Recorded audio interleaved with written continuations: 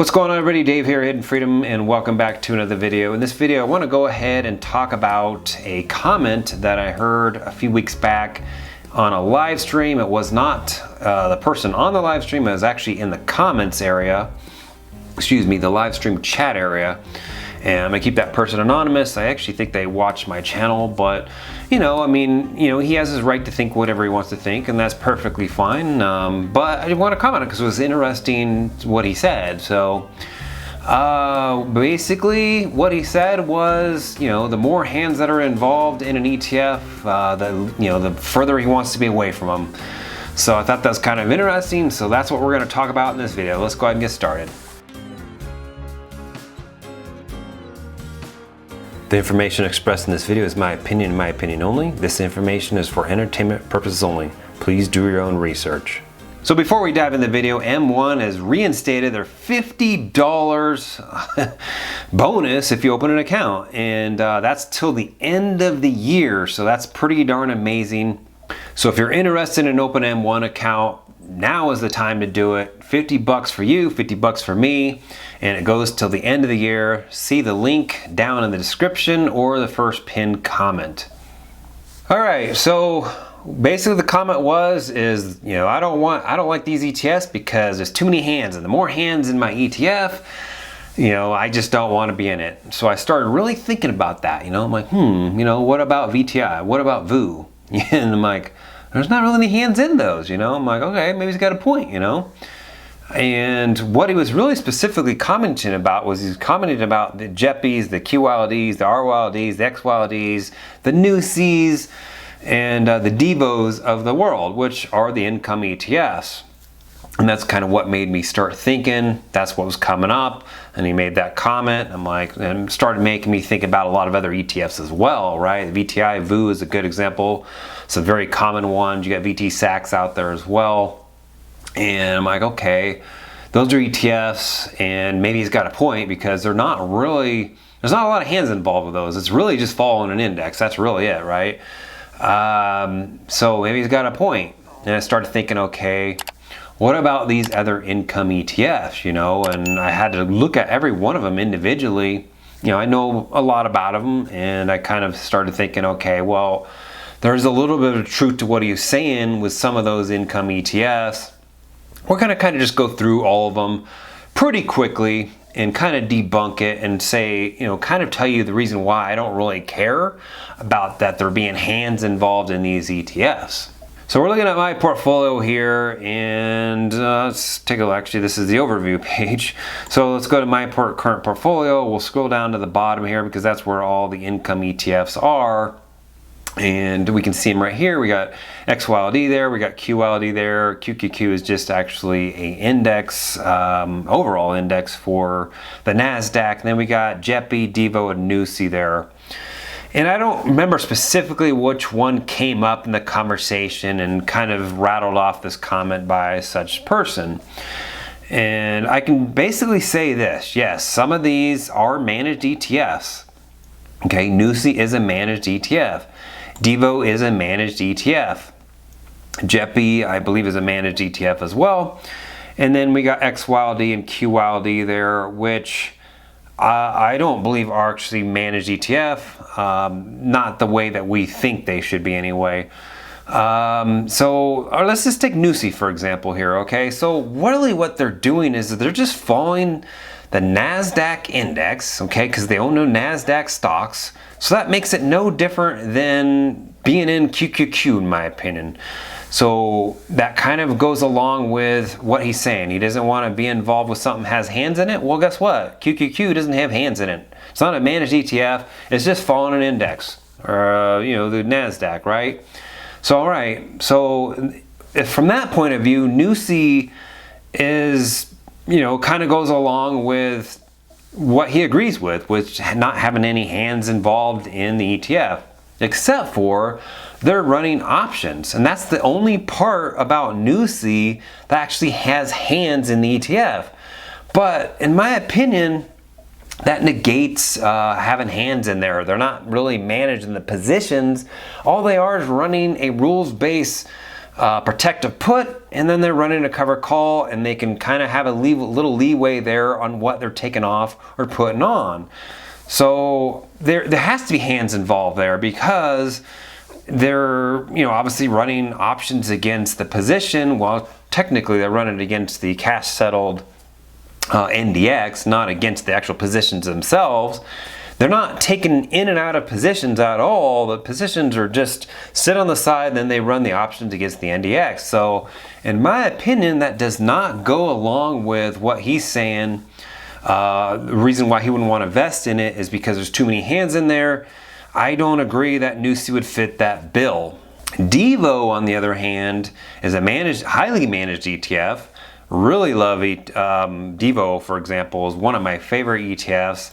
But I would say that that one is definitely would fall in the lines of what he's talking about, okay? Because they kind of select what stocks go into their portfolio, and then they also, you know, opportunistically select which stocks to run the covered calls against. So yes, there is some hands involved for sure, not just with running options with DIVO, but they're also selecting which stocks to put in the portfolio, and in addition to that, which stocks to run the covered calls against.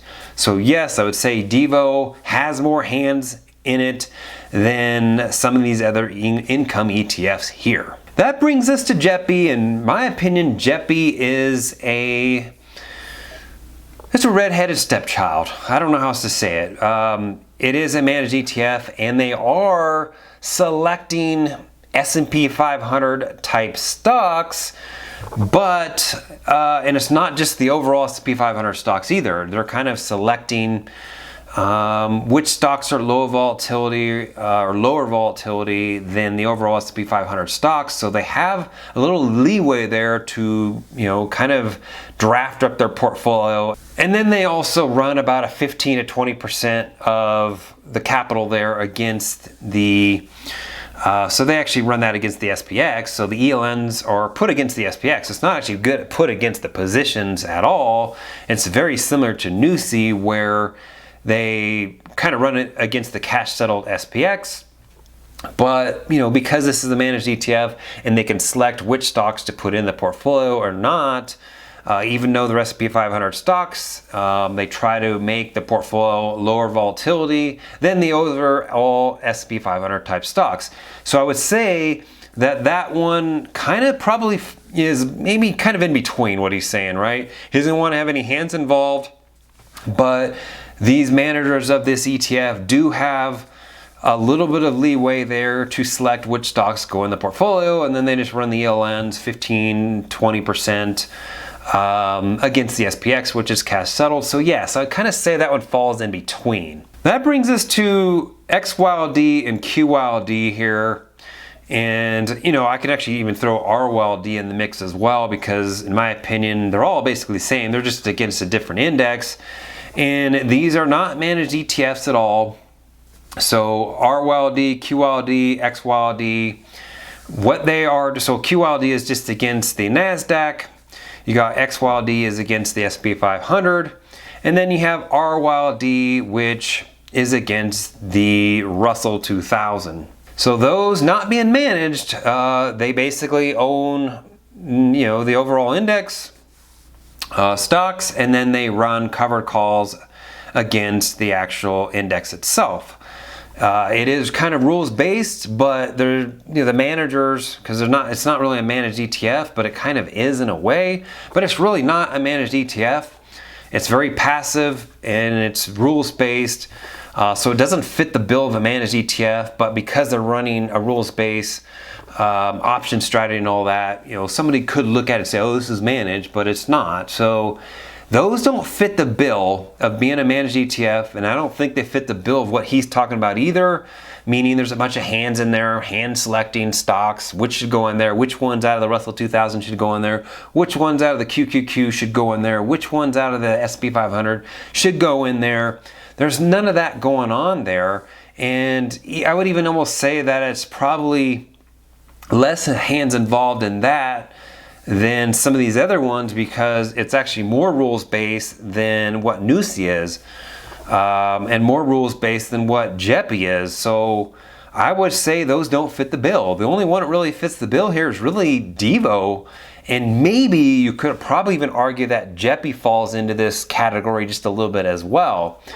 None of that really bothers me, because what they're really doing here is they're really just running options in the background, and they're not hand selecting the stocks in some of these income ETFs here. And the ones that are, like DIVO for example, I'm not too worried about it. They're selecting high quality stocks, you know, aristocrats and kings to put in there. They're not really selecting, you know, the junk of the world. You could argue, you know, okay, well, they could select the wrong stock or something like that. Well, there's still high quality stocks that they have in their portfolio. Take a look at the holdings in there. It is not bad holdings at all. They're real high quality holdings in there. I've done videos on DIVO. I've done videos on JEPI. I've done videos on NUSI. I've done videos on pretty much everything here. And, you know, we debunked that DIVO is a really high quality ETF. Even though that those managers are hand selecting these stocks opportunistically when something is basically sold off. But look at those holdings. I guarantee you, almost freaking guarantee you, that every stock that they have in there, you might have in an individual dividend portfolio. And then that probably brings us to JEPI there. And JEPI, I have complete faith in JP Morgan selecting some of the lower volatility stocks out of the S&P 500. And we all know the S&P 500 is a solid index. Matter of fact, it's the overall benchmark in my opinion. And if he likes to invest in VTI or VU, and now those are slightly separate, but even though VTI encompasses completely all of VU, it's still the overall index, overall market. And then you got VU, which is S&P 500 stocks. If he's willing to invest in VU, then I don't see what there's a problem with investing in JEPI, or at least making the argument saying there's too many hands involved, because they're really picking some of the lower volatility stocks in there and then running covered calls against the SPX. So in my opinion, it's not going to perform maybe as well as the overall S&P 500, but it's also not going to drop as much as the S&P 500, most likely because it's less volatility there. And then you're still going to have the monthly income that's going to be pretty darn solid. If you look at JEPI this year, it's had a fantastic year along with DIVO. So I just don't agree with the argument at all. And I think it's kind of a blanket argument to say, I don't want these hands involved in my portfolio or in my ETF, when it's a little misleading, and somebody sees that, they're going to think that there's just a bunch of churn in there, when that's not really the case at all. And unfortunately, in this day and age, whatever is said, and you know, whether it's mistaken or the agenda or whatever, as long as it's repeated a bunch of times, people start to believe it, and that becomes truth, right? And that's kind of what's going to happen here, is people are going to see that and they're going to say, oh, there's a bunch of hands in there, I don't want to involve myself in that, when you're kind of missing out on some really good ETFs here. Now, they're not for everybody, obviously. You know, if you got a lot of time involved, you don't need the income or something like that, then maybe these aren't the way to go. Maybe you want to stay with an SCHD, or maybe you want to stay with, you know, a VTI or a VU or something like that, or VTSAX, even though VTSAX costs you more to be in than VTI. I would choose VTI over VTSAX, but so I'm just afraid that by saying that, other people are going to see it and they're going to start, you know, basically propagating that and saying the same thing. And it's, you know, unfortunately, in the financial world, and being on YouTube for a couple years now, I see it all the time. People just say stuff like that, and then people basically start parroting it. They'll make videos saying, I don't like this because of this. And that's their prerogative. They can say whatever they want to say. And, you know, I'm not, this person's a very, he used to be a follower of mine, and, you know, I'm not, you know, thing against the guy at all. I just want to bring it out there and bring the argument out there of my rebuttal to it, of why I think these ETFs are fine and why what he said doesn't bother me at all. So let me know what you think down in the comment section on what I've talked about in this video. I'd really appreciate it. and put hashtag holidays down in the comments section if you've gotten this far. So until next time, please go ahead and like and subscribe, and we'll see you in the next video. Thanks for watching.